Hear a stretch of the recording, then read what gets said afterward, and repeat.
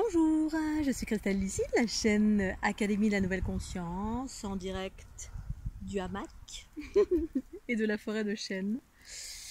Je vais vous parler aujourd'hui de co-créer sa réalité harmonieuse.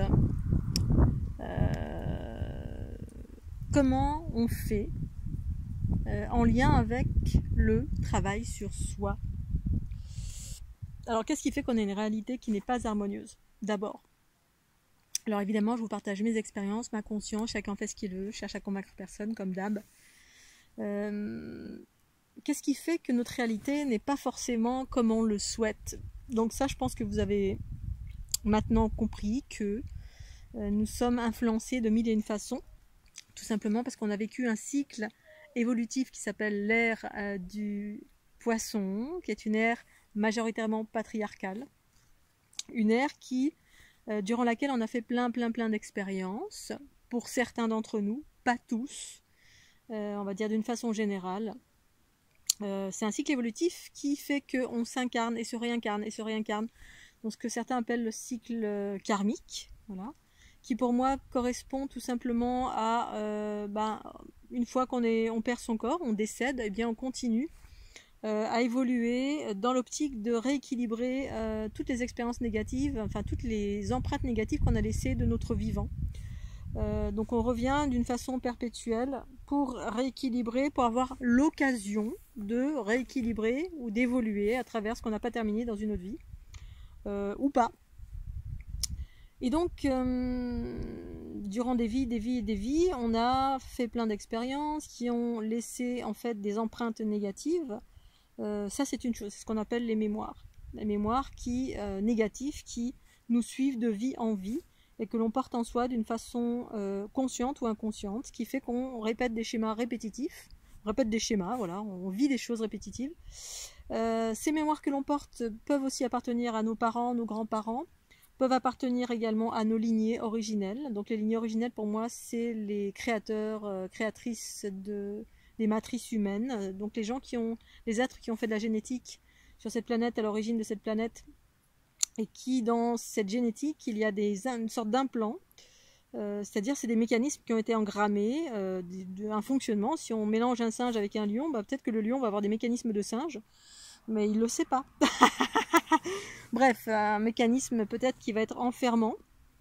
Donc là je parle toujours des aspects enfermants, des aspects qui nous enferme, qui fait qu'on répète des schémas qui nous amènent à vivre une vie chaotique, disharmonieuse, mais dans le sens où ce chaos nous permet de faire des prises de conscience, d'une part, de grandir de ces prises de conscience ou pas. Si on ne grandit pas, on répète encore, on revient, jusqu'à ce qu'on grandisse de cette expérience, ou alors quand on fait un travail sur soi, qu'on commence à pacifier ces mémoires, c'est-à-dire les dissoudre, quels que soient les termes. Moi j'appelle ça pacifier. Il y a différentes façons de pacifier, pour moi deux, patriarcale ou matriarcale.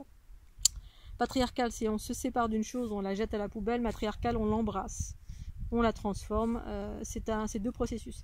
Bref, il y a les influences diverses et variées des créations humaines également. Donc les influences, c'est les égrégores, c'est les conditionnements, c'est tout lorsqu'on arrive sur cette planète. Donc on a déjà des engramements dans les différents corps subtils de notre être.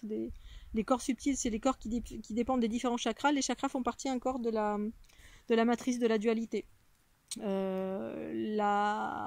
Le corps unitaire qui est libéré des chakras, qui est libéré des engramements, c'est la fleur de l'unité, la fleur de vie ou fleur de l'unité.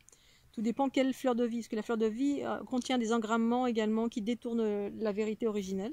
Bref, il y a une multitude de choses dans ce monde qui ont été détournées ou qui nous détournent et qui fait que on n'arrive pas à se libérer. La libération, pour moi, c'est vivre juste l'harmonie pleinement. L'harmonie vient à partir de la conscience qui émerge dans le corps. La conscience détachée de la dualité chaotique de ce monde. Donc, qui est tout simplement une nouvelle vision sur chaque chose, qui fait qu'on peut vivre la joie, la bonne humeur, la fluidité, la conscience avec les potentialités qui se révèlent, mais dans un prisme d'harmonie, de joie et de bonne humeur et de connaissance universelle en soi, au cœur de soi. Mais avant cela, on est engrammé de mémoires familiales, de mémoires les nôtres qu'on a suite à nos expériences diverses et variées dans le cycle karmique. Si on fait partie du cycle karmique, c'est pas le cas de tout le monde. Il y a des gens qui s'incarnent et qui n'ont pas vécu le cycle karmique, mais bon, si c'est votre cas, dans les influences de ce monde, parce que les êtres humains passent leur temps à créer en fait littéralement des égrégores négatifs, en tout cas des égrégores qui ne nous font pas aller dans le sens harmonieux et dans le sens de la conscience, qui est une conscience pure, originelle, qui évoque l'harmonie par l'équilibre, donc qui va dans le sens de la vie, de l'évolution. Harmonieuse bien sûr, parce que tout va dans le sens de l'évolution, hein, le chaos comme les aspects positifs. Donc les différentes influences extérieures, ces influences proviennent des plans énergétiques, c'est-à-dire les empreintes énergétiques. Là je suis dans une forêt magnifique, hein, juste superbe. Pour autant, s'il y a des êtres humains qui sont passés par là, eh bien il peut y avoir des agrégats négatifs engrammés dans différents espaces et je peux les contracter. Donc tout d'un coup, je vais devenir dingue. Où je vais être en colère et parce que je suis passée dans peut-être un endroit où il y a eu de la colère qui a été déposée dans les énergies. Hein. L'énergie est porteuse d'informations. En fait, tout est un champ d'informations. Et selon le type d'information, si c'est positif ou négatif, eh bien, ça laisse c'est plus ou moins dense. Et donc, ça peut être capté par des individus. En fait, c'est capté par tous les individus, mais la plupart du temps, on n'en a pas conscience.